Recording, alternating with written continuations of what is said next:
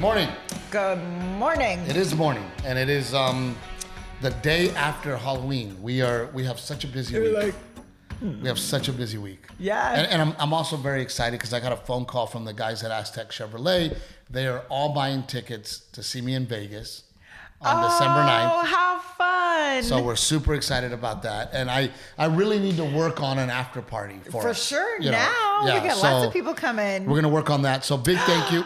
Oh, you know who else said it's coming? Do you remember? Her name was Renae. She was a breast cancer survivor, sent us messages. She played bingo when we did the Leukemia Lymphoma Society bingo. Yes. They sent me an email. They have bought a ticket and they are coming to Vegas too. Well, I think it's so funny because so many people are now communicating with you and not me.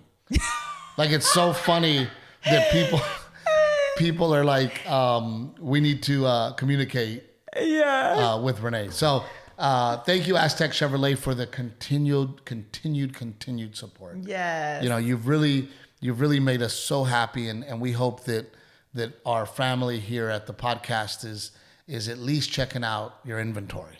So please check out their inventory. I'm always checking my wife's inventory. What do you mean checking my inventory? Oh, I missed it. Over my head. It wasn't that good of a joke, but I threw it out there. And you also, admit you made a bad one? I made a bad one. We started it off with a bad one. Thank you, Rick. Rick laughed. And then, of course, our friends at Old Salt Coffee. You're going to drink coffee. Order it. Have it delivered to the house. Save yourself the hassle. We just got a delivery, too. Yep. Trevino 10. Trevino. The number 10, 10. And it tastes like... freedom. There you go, my love. You look beautiful. You look good. I mean, the sweater. I wanted to say something about the sweater, but it looks good. You're choosing your adjectives wisely this morning. Adjectives. What are adjectives? I found it. What are adjectives? That was funny. Thank you. And I was just really. It was really cool to receive such great messages from people that were really happy that we spoke about dyslexia. Oh, really? I didn't get any of those. You and I get such different messages. What they say? Lots of messages. You know, just people saying, "Hey, thank you for talking about it." You know, or people saying, "I am a dyslexia teacher." You know, oh, cool. Or people saying, "Hey, I have kids that have dyslexia, and that I'm going to show them your podcast." So that they can see that others have dyslexia and have become very successful. I love that. You know, so it was really cool. And sometimes on this podcast, I feel like, oh my gosh, did we ramble? You know, did we go into a direction? Was that one a snoozer? Yeah, was that a snoozer? Do people care? You know, that kind of thing. Yeah. And it was just really cool that we talked about dyslexia and people really kind of gravitated towards it. There were people who connected with that. Yeah, there are people that definitely connected with the dyslexia episode. I love the idea of people showing it to their kids. So, and what people don't know is if you watch the dyslexia episode backwards, it says something completely different. That's a little dyslexia joke. But it is inspiring when people reach out and when people say, hey, and then, so in Dallas, I had one of them come up to me and go, I wrote you that message about dyslexia. And she goes, and I just want to tell you thank you. And I want to let you know that it really meant a lot to us that we received that. So, that you guys talked about it. So I'm really, really happy that it did get people talking. Speaking of people at shows, didn't you and I were talking about, you forgot to talk about it last week when you were talking about Tampa. Oh my gosh, yeah, the Tampa couple. But this crazy story. I know, and it's like I in my head, I'm like, man, there's so much to talk about today. I hate to go back a week. Yeah. But it is important enough to go back a week because I was really, because let me start off by saying that I don't think that I was always a good man. I think I have become a good man. I think I've tried very hard to become a good man. Mm-hmm. I think in my younger days, I was somewhat of a mess. And I will say this, that, my dad worked very hard and my mom worked very hard to make sure that we had the right morals. Mm-hmm. And I've always tried to be a good person, but there was times in my life where I wasn't a good man. And when you meet guys, and my new opening act, Dave J is his name. My new opening act, he's one of those, just a good man. Yeah. You know, and when you meet these guys who have always been a good man, it's really cool, right? For me to go, wow, man, you've always been a good man. You know, and that's part of this story is on what I related to, you know, and what inspired me. So Renae gets a message from a couple. They say, hey, we're celebrating our anniversary. We really want to meet Steve in Tampa. And it's tough because I already meet everybody. You know, after the show, I meet everybody. Yeah. But I don't necessarily at the end of the show always have time to have a chat. Yeah. Right? So what we do is we'll go, okay, we'll try to meet them before the show. Right. I'll connect them with the road manager. And if we're able to facilitate at some point before or real quick after, And I will say that as things continue to grow, it is getting more and more difficult. Yeah, well, just because we get more requests and there's only so much time. Well, we get tons and tons and tons of requests. And we really tried our best to make people's days, right? So in this particular situation, this couple comes backstage. I start talking to them, and I was just blown away by their story. She gets in a car accident, a severe car accident. She's 7 months pregnant. She ends up in a coma. The piece of shit that got her pregnant bails on her. Her best friend's brother stood by her side while she was in a coma from day one. Ends up falling in love with her, ends up raising this daughter, and ends up getting married. But what really tripped me out is she goes, I did not want to marry him and walk down the aisle with a cane. Yeah. She goes, so I wanted to make sure that I had made a full recovery before we got married. Mm-hmm. And I'm looking at this guy like, wow, man. Yeah. Wow. Aren't you a good man? Yeah. Like, what a great story. So I'm on stage and it's in the back of my head. You know, sometimes people tell you a story that you go, it just touches you. Yeah. It's one of those stories that kind of just resonates. It stays with you. Yeah. You know, so at the end of the show, I go, we have a very special couple here. I bring her on stage. Oh, you didn't tell me this part of the story. And I said, you have to tell your love story. We all have a love story. What's yours? Uh-huh. And she went up there and told this story, and you could just feel the room, you know. And what I'm really loving about the shows lately, you know, and writing this new material that we're writing about, you know, how we're going to raise Garrett to be a good man when we have so much, and then me telling the story about my dad and the things that I learned from my dad, right? Mm-hmm. You know, it feels like the shows are like funny.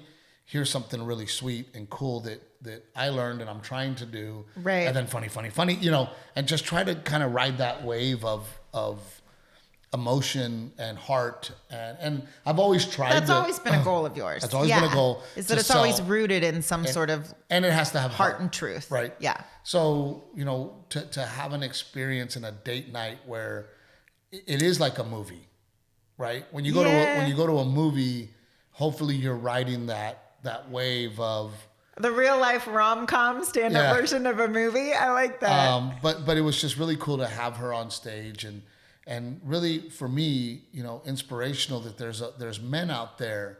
There's two kinds of men. There's the bad and the good. And the bad one bailed. The bad one was weak. The bad one fucking left. Yeah. You know, and then here comes this knight in shining armor who was there for this girl. And it wasn't, you know, and it wasn't his biological child inside of her. And he still stayed with her. And that was another thing that I really wanted to tell him that, you know, because I have a stepdad and I have a stepmom, and that step parents are parents. Oh my gosh, such a part of your life. You know, such a big part of my life. And especially one like him that was there from day one. Yeah. You know, so I didn't get to tell that story last week. And I was really bummed. Yeah. Because it did touch me and I wanted to share it with all of you guys. I love that I didn't know that you had them up on stage after. Like, that is a cool experience to be in the showroom and like connect with the audience in that way. Especially like, I love that you're doing that in your shows now, because I feel like there's such a disconnect throughout COVID. And it's like now finding ways to like, it's good for the soul. I feel like just to like reconnect on that sort of. I think if anything, and it's the next topic, which is our Halloween weekend that we just went through. Yeah. Is that because of COVID, we have become more appreciative of people and humans. We don't take Halloween for granted, right? You know, we don't go, oh well, it's Halloween, and we'll do it on Sunday, and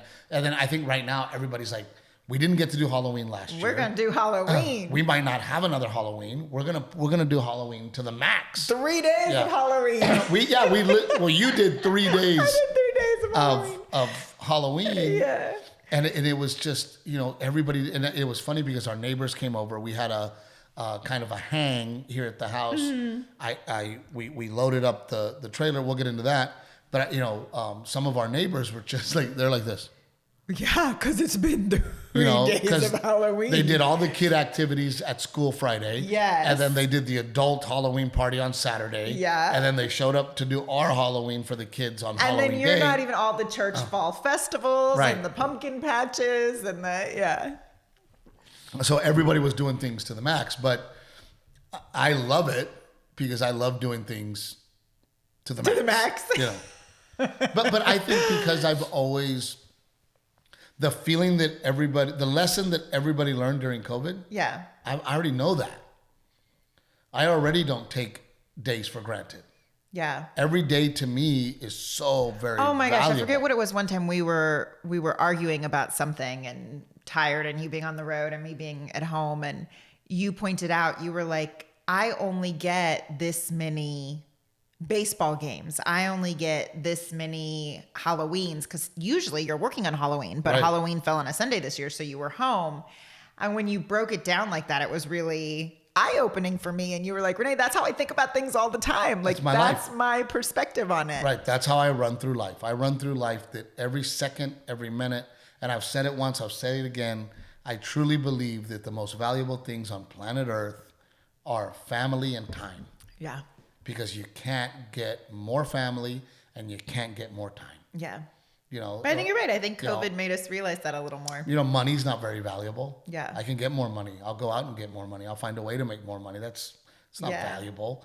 Gold is not fucking valuable. You know what I mean? Like none of that bullshit's valuable. It's the time, really. Yeah. You know, and I take every second and every minute of every single day, and I value it. I do feel like I learned that lesson, because I think, you know, you come from such a big family, and you're always like the more the merrier, and that used to, like, all the people used to really stress me out. And not that prepping for all those people still doesn't sometimes, but now I'm like, who the hell cares? After having COVID Christmases and Thanksgivings and that being, you know, so quiet and sad, I'm just like, everybody come and we'll figure it out. Like, and again, you know, it is one of those things where, you know, I was in Vegas. We had a boys' trip to Vegas, at the tail end of COVID, when things were kind of opening back up before you had the baby. Oh, that's right. Remember? Yeah. And my dad suffers so severely from his PTSD, and it's really very sad for me to see it take its toll, you know,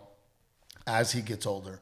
And we're in Vegas, and he wanted to hang, and he was in a good mood. So I'm like, I'm going to take this time, and I bailed on my friends. Yeah. You know, because I knew that, hey, if he's in a good mood, how many more good moods are we going to get from him?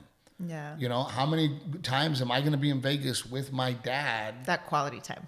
Quality time, because, you know, we all run out of time, you know. So I really took advantage of it. But to get into this weekend, I was off to Dallas. And I love Dallas. I'm a little bummed that Dallas coincided with all the Halloween activities, because I would have loved to have done Dallas with you. Well, and I don't know how many people know this, but Addison Improv is where that was the first comedy club I had ever stepped foot in. Your original wild heyday stomping grounds. I started there. I had never seen a comedy club before until I set foot into that comedy club. I still remember the feeling of walking into that comedy club and looking around like, so this is a comedy club. Yeah. That's the one that's upstairs, low ceilings, It's dark. A great club. Yeah. It's a great room. And I worked the door there for several years. I waited tables there. I bartended there. I answered the phones there. I picked up comedians and took them to radio. And You got in a lot of trouble there, I'm sure. I got in a lot of trouble there. I did. And so it's just a really special place. And there was a GM there who is no longer there, who was really shitty to me. Once I kind of left the nest, he just wouldn't bring me back. You were still the door guy in his mind. I was still the door guy in his head, and he just wouldn't bring me back. And I remember, when I would open there, I said, because you would get $400 a week, and I'm going to get into this a little bit because I hope it inspires people. Yeah. I've always been the kind of guy that I'm going to figure it out. I'm going to find a way, right, to make myself more successful. So what I started learning was that in order for me to get good at this, I had to be on stage. Yeah. Right. And I had to be around it, So here I am. I would wake up in the morning. I'd pick them up at the radio. I would pick them up to go to radio. I'd pick them up at the airport, take them to their hotel. Then I would pick them up for radio, take them to radio, and then I would help them run errands or whatever they wanted to do. Yeah. But then I would check in to to answer phones to sell tickets. And then I would get dressed, and then I was the door guy or a waiter in the evening times, right? Yeah. So I was doing all of this at the club. I was already spending, 15 hours a day sometimes.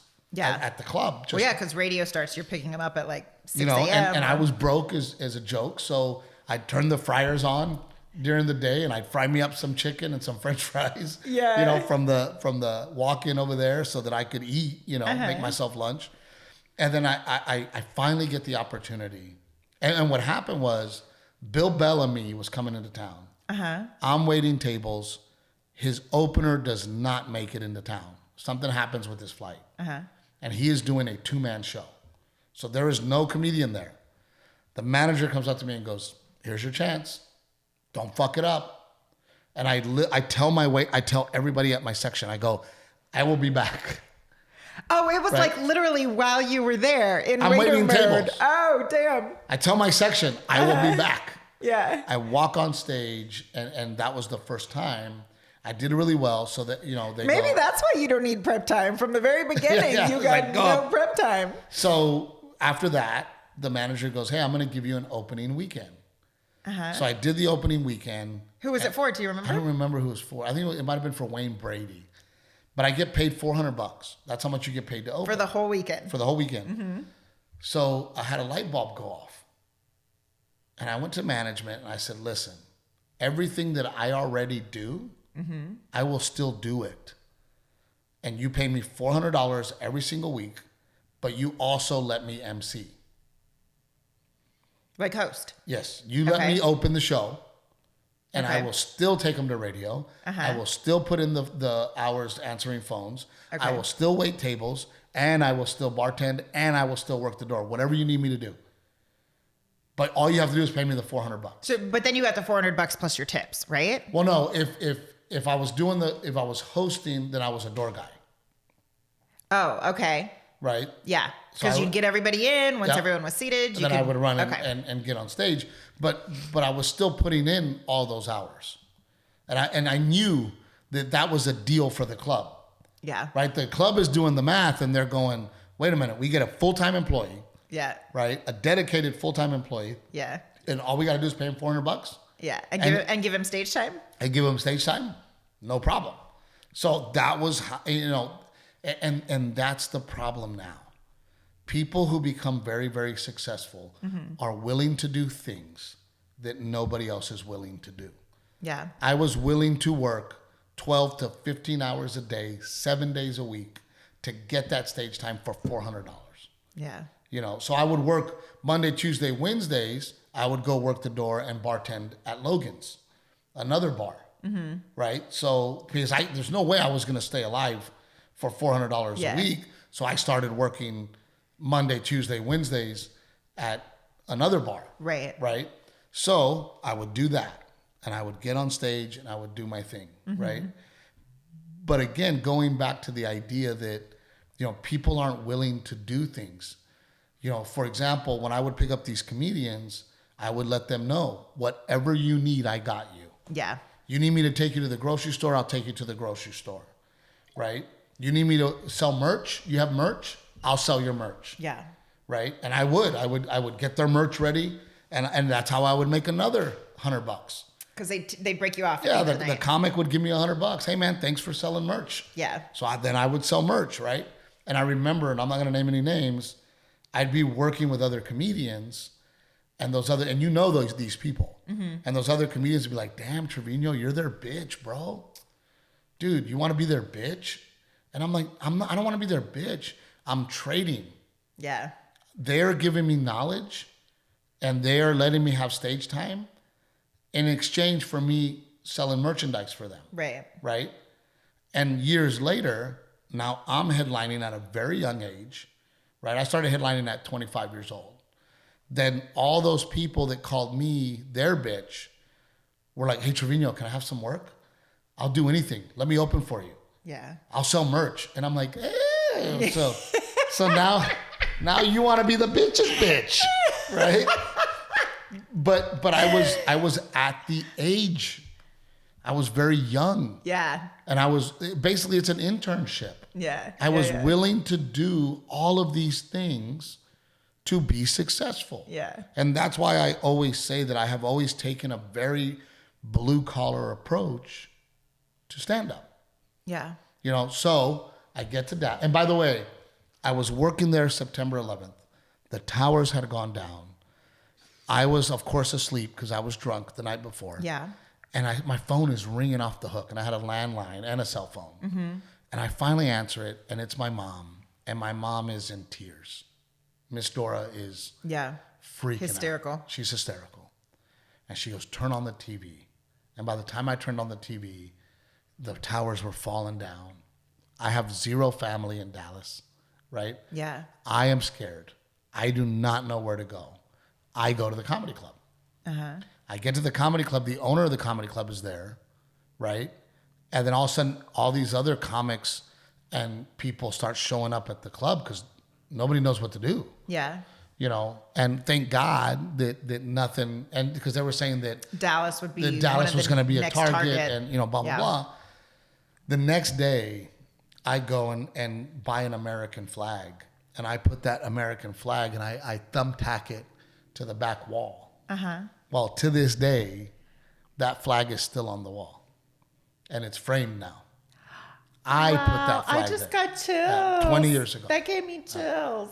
So it is, when I walk on stage and I just picture me back there at that sound booth watching comedians, and I see that American flag on the back wall, and I just have this sense of like, I did that. This is my place, right? Yeah. So then I'm talking to Jay, the manager, and I said, "Dude, are there any comics working here?" And he goes, "Man, there's a female comic who's really funny." Yeah. I go, "Give me her name." So I walk on stage and I'm like, "Guys, are you guys want to do something really special with me?" And the crowd's like, "Yes." Uh-huh. I go, I told the story about me waiting tables and getting an opportunity. Yeah. I go, "I'm in the same club that I got my opportunity, in the same way, ladies and gentlemen," and I say her name, Kirsty. And she's like, "Let me set this drink down." Yeah, like, what the fuck is going on? And I bring her on stage. And she did 5 minutes, and she was really funny. Yeah. Really, really funny. And I was so impressed with her. I gotta say, I love that it was a woman, because I'm all about that. And I feel like comedy is such a man's world. And there's actually really funny women working in comedy clubs. I guess. Shut your mouth. She was funny. She was very funny. Yeah. And she's very young, but she already has has a cadence and a personality and an attitude. And she just did a really fantastic job. And it just made me feel good to be able to give back in that way. Yeah. And I do it all the time. I'll always put young comics up, but there was something really special about in the club where you got your shot. where I started, right? And and it was really cool too to see all the other servers and wait staff, bartenders. I feel like you always get all the feels when you go back to Addison, when you go back to that club. I do, and also because so many crazy times there, and also the feeling of being new. That feeling was so cool. I know. What do you mean being new? What being new? Everything being new. Oh, the first time for everything. Right. The first time in a comedy club, right? First time to see somebody that I admired on TV and see them on the list of upcoming weeks and being like, oh my God, I watched Dave Attell on Comedy Central. I can't wait for him to come through. Dane Cook, what? You know what I mean? Yeah. Like it was just really cool to and then, it's sad because there is also those moments of disappointment where you're a fan of somebody and then they show up and they're a real piece of shit. Yeah. And you're like, man, why did he have to be a dick? Now hindsight though, like people think comedy's just going up on stage and telling jokes. Now that you know everything you know now. Well, oh yeah, of course. And but there was also, John Panette, God rest his soul. He was one of the most caring, giving, open people I had ever met in my life. You remember we said hi to John when I was filming Comics Unleashed. He was in the hallway. We were there. Yes.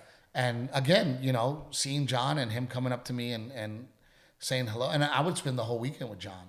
Yeah. And John's routine, I already knew John's routine. I'd pick him up at the airport. He'd hand me $1,000 and he would say, go buy me 4 sets of sheets. And I want you to replace my sheets when I walk on stage. And then he would say, keep the change, which was usually like $300-400. Yeah. And then throughout the week, he'd be like, hey, go get me some pot. I know you got a pot connection. Yeah. I'd go score him some weed. I'd bring him the weed and I would go, hey man, the weed's $60. And he'd hand me a wad of hundreds and go keep it, Yeah. And then we'd go eat amazing dinners because he was huge. He loved to eat.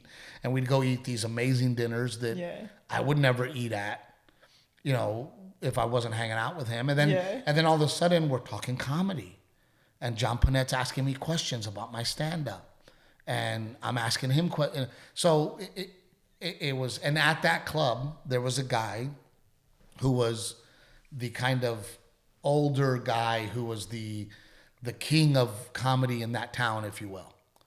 Right. Okay. He was the guy that got to headline Wednesdays. He was the guy that usually got to middle because he was good. Yeah.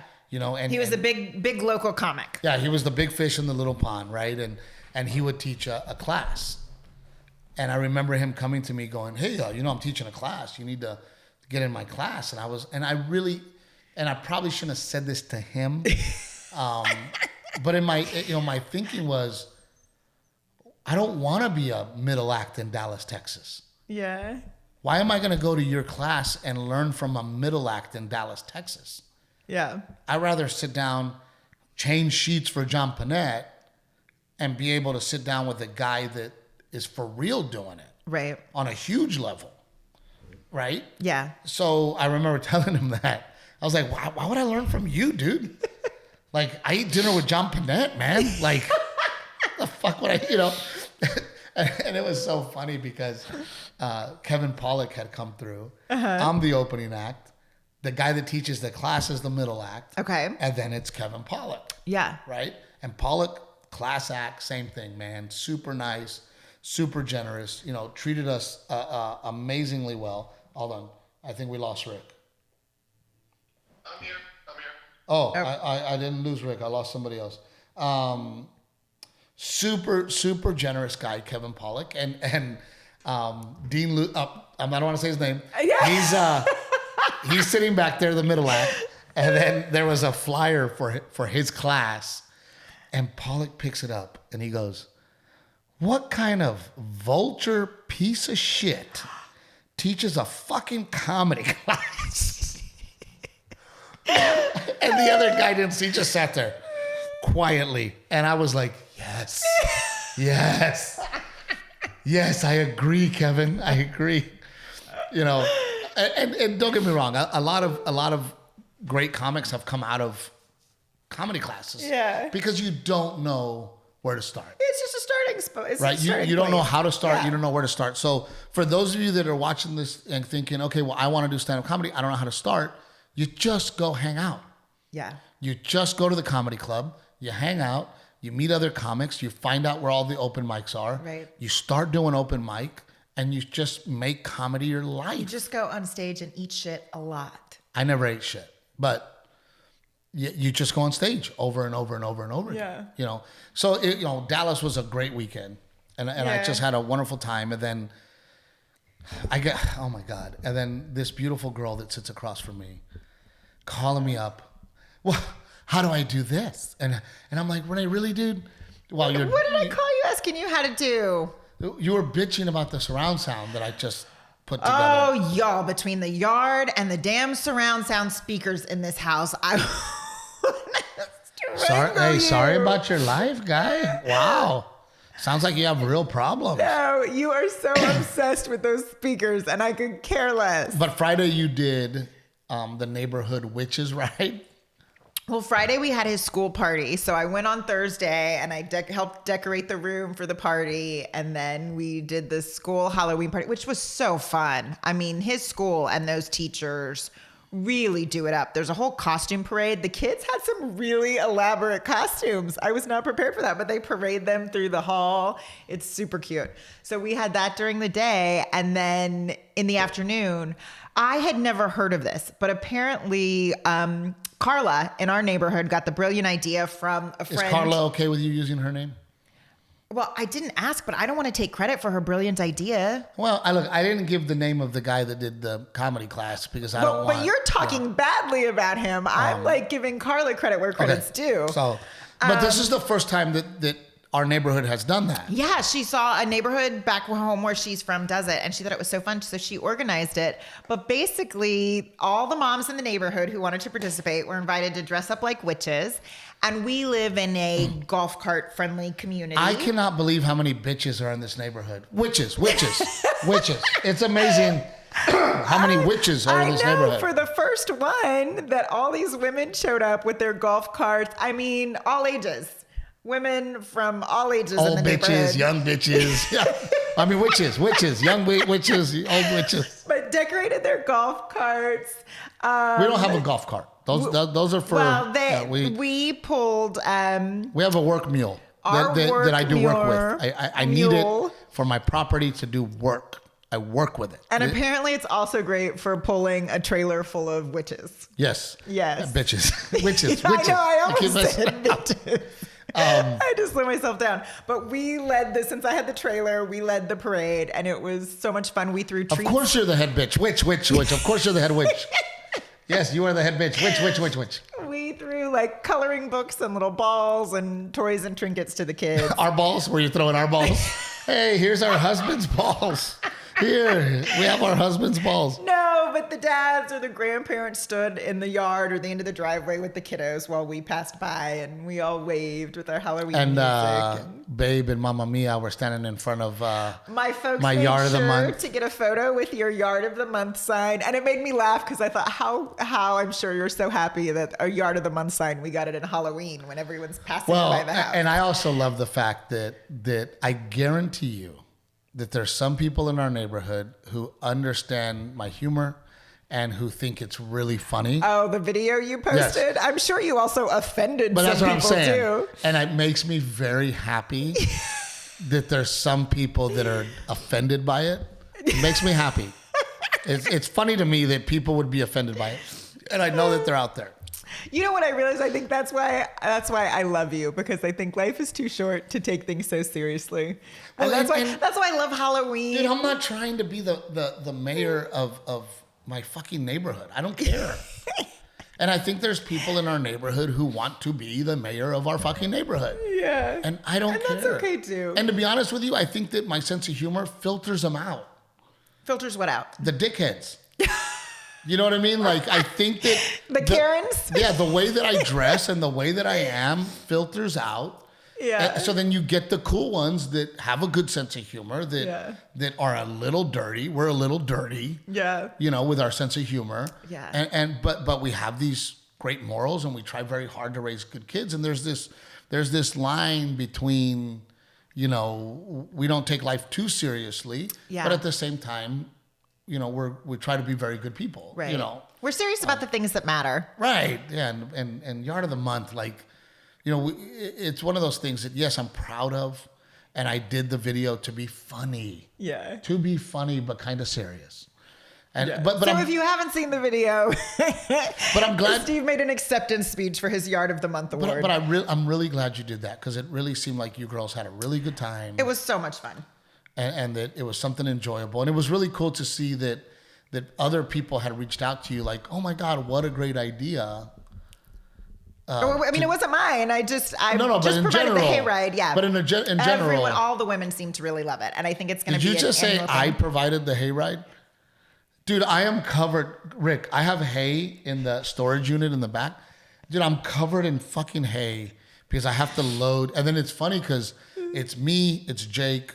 We're talking to my new friend from Louisiana, Trey. And we're on the phone with him. And he's like, bro. He's like, my wife's wearing me out. I go, what's up? He's like, I had to get the trailer. I had to get hay. She wants hay.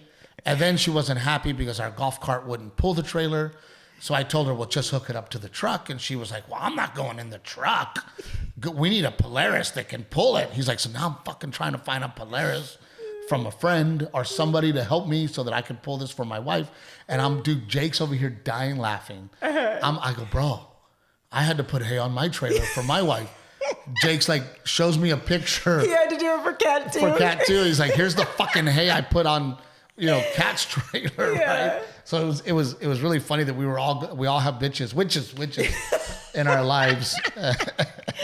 But I'm really glad you did it, and it seemed like it was a chance for you to become the mayor of No, you know what was brilliant is Carla, the woman who planned it, and this was smart too. She dressed up like Glinda the Good Witch, which was perfect so that all these ladies knew like who to come to if they had questions or if they needed treats to pass out or whatever. I thought that was really smart. It was perfect. That's really cool. And how many people in our neighborhood do you think participated? Would you think? Well, I think Peggy at one time. Peggy was my co-pilot to make sure I didn't lose any witches out the back. But why is that so funny? Every time you say witches, I translate in my head bitches. As soon as you say all the witches fall off the back, in my head I hear all these bitches falling off the back. What was I saying? Oh, but it was hard to count because our neighborhood has windy streets. But I think we had like 15 golf carts, Kawasaki's, whatever you want to call them. So, and they each had like 4 women in them, just about. And then I had a trailer with probably, 12 women. And it sucked because in the front of my mule, I have a deer feeder. And I always fill it up. And the deer know me. They see me. They know me. And when I drive around, every morning I wake up and I feed the deer. And then in the evening, I feed the deer. Well, Captain Evil over here was like, I don't know how to load the trailer. And can you load the trailer? And can you make sure that it's loaded and decorated and Not hay? Decorated. I just said, put the hay bales on it for me before you leave town so I can decorate. My poor deer, because it was hooked up to a trailer, poor bastards did not get any corn. And I went out there. Finally, today was the first day to be able to feed them because I finally took all the bullshit off. I took the trailer off. I had to cover it in spider webs and hang the banner and all that. But you should have seen the deer, Rick. The deer, it looked so cute. Rick, the poor damn deer, dude. I could see their ribs, bro. I could see their ribs. They were starving to death. One of them barely made it to the corn I threw out this morning and fainted. Because he was so famished. Oh, he was famished. I'm sure they got food from other yards. And they were just fine. I can guarantee you that these deer saw me and they're like, the guy's back. Oh my God, the good guy's back. The bitches have taken over the Polaris and the good guy's back. But I'm really glad you did that. So it was a lot of fun. Man, I ended up adding a show in Dallas. So I ended up doing 3 shows Saturday night. And then, oh, by the way, and this is so funny. So one of our best friends, this couple that we hang out with, and they have truly been so good friends to us. And Trey and Sabrina. Oh yeah. And Trey tours with a country artist as a road manager, and I tour. So you and Sabrina truly live the same life. Yeah.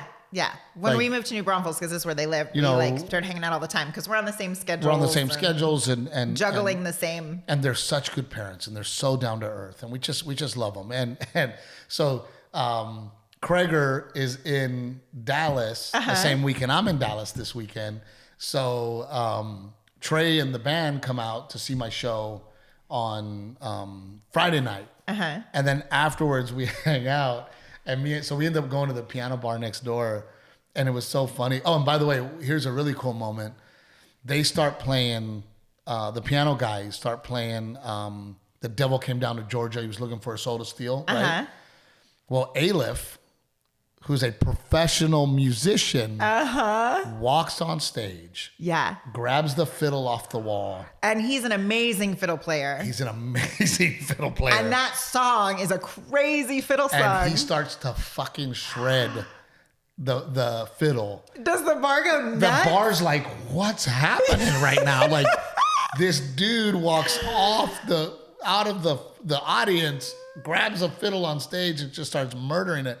So it was just so cool. Anyway, Trey and I are together and we're having drinks, and I'm like, dude, we cannot send pictures home. No, and Trey goes, we're working, bro. We're working. Dude, we're working, right? So we sent you guys that picture. Yeah, you're lucky my phone battery died because I was taking so many pictures and video that night that it had powered off, and I just plugged it in and went to sleep. So I didn't get it till the next morning. You two with your drinks. I was like, you asshole. So Trey and I are waiting that we're all together to show you the other video that we were too much of a pussy to send. There's another video of us having a lot of fun. And I go, should we send this one? And he was like, fuck no. He's like, bro, the other one's funny. Let's and wait till we're home. He goes, do you want to die? Right? So we'll show you guys that video later. And then I desperately want to be here for Halloween. So I finish my show. I hit the road about midnight. Yeah. And I get here at 4 a.m.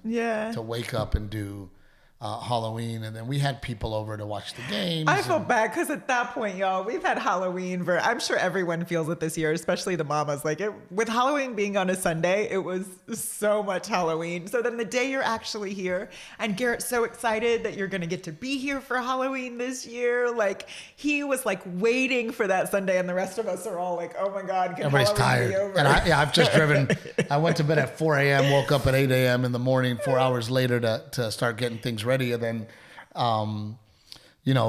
Garrett, God, man, and there's so many times that you do things for your kids, but I really have to admire Garrett's approach and the way he handled it. And every year I dress up like a rodeo clown, and Renae always does family Halloween. Well, it's just been he and I, so it's been easy. It's just like a mommy and me costume. I got this. Mommy and me costume. One day, my favorite is you were a matador and he was a little bull. Yeah, that was my favorite. First Halloween. And you had the tight pants and your ass was nice. But it was cool. So then Garrett comes up to me and he goes, Dad, if I ask you like a man to man, he goes, I know you like being a rodeo clown, but for the family, can you please dress up in a family costume? He wanted Delilah to do it, you to do it. So we dressed up like the Nightmare Before Christmas, and I was the big fat. You know what's so funny is no one can even tell it's you because you're covered head to toe in an inflatable costume. I couldn't move in the damn thing, and then I couldn't sit down in the mule to drive it around. And poor kids were like, oh my God. Renae and Steve put together, they decorated the mule and they decorated the hayride for us. It wasn't for you kids. It was not for you kids. It was for mommy's witch ride. But it was crazy because we had like 10 kids and all the parents and golf carts. More than 10, more than 10 kids. And the streets of our neighborhood were just nuts. And it takes a village, like, on Halloween. It really does. Just to make sure everyone's safe. And it's okay, dark. Our neighborhood's very dark because we're out in the country. And no sidewalks. Yeah, we don't have street lights. We're out in the country. So it's very, very dark. So it was like herding cats, man. And we really had to get it going. And it was just fun to be a part of it with the family. And I think next year I'm going to take Halloween off. Yeah. The whole weekend. Well, next year won't it fall on a Monday because it was on a Sunday this year? Isn't that how it Yeah, works? but It it's just still used- everybody celebrates that. So everyone will be celebrating it on Saturday that night. weekend anyway, Yeah. right? Yeah, So, yeah. but man, what a week we had, and this week I'm excited, and I got a phone call inviting me to go to Game 6 of the World Series, which is tomorrow. It's happening. It's happening. The Astros made it to Game 6. Yes, and I don't follow. I just knew you had tickets for Game 6, and I didn't think it was going to make it out that far. but I invited you first. You did, and I said, I'm not going to live your joke again. And yes, I would love to share that experience with you, but I felt like it was something you should do with your dad. Well, like, give what a dad cool thing give to dad be the able to do with opportunity. your So dad. I called dad up, and that guy. I'm like, hey, buddy. I said, Dad, I'm giving you the first opportunity. I got tickets to Game 6 of the World Series in Houston. Do you want to go with me? And he goes, I guess. Yeah, I'll go. And I go, no, are you going to go or not? I need to know if you're going to go. I said, I guess. I go, no, are you going to go? Yeah, I'll go. And hung up. That. No excitement. No. Oh yeah, that's awesome. Yeah, that sounds fun. Yeah. Like, oh, great, son. Thank you. Like, but I'm Nothing. such a low celebrity. You get nothing. I am such a low celebrity that they were like, if they make it to Game 6, finally got it to you on the list. Scott Baio said no. Screech from Saved by the Bell is dead. No, he's not. Is he really? I Webster missed that. said no. And now there's you. That's how far down on the list I am. Yeah. But I do get to go. And then, by the way, if you are watching this, I am already in Sacramento, California. I have Richmond, Virginia, for the first time in a very, very, very long time. Yeah. The week after that. And then I'm doing San Antonio 2 weeks in a row, you're in San Antonio. for 2 weeks. They're in Thanksgiving and the week after. Yeah. And then we're off to Dana Point, Yes. which is basically Miami, fancy Miami. No, Fort Lauderdale, right? Like, It's in between Fort Lauderdale and Miami, it's kind of, but yeah. it's the fancy place. So the family's going to that one. yes. Because it's a fancy place. Is that what you Fancy said? place, yeah. the witches need to go to that one.